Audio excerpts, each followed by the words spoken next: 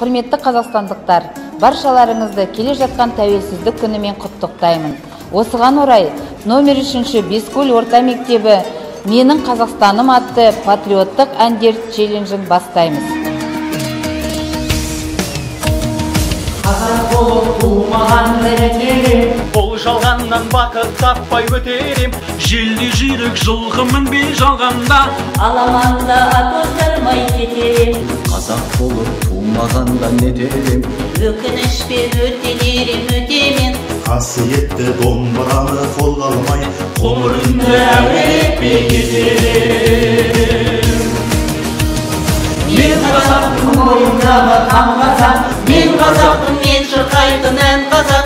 Бір қазақтың бақыты мен бағына, бар жаныммен қуансем бар қазақ. Мен қазақтың түрім қазақ, тіл қазақ.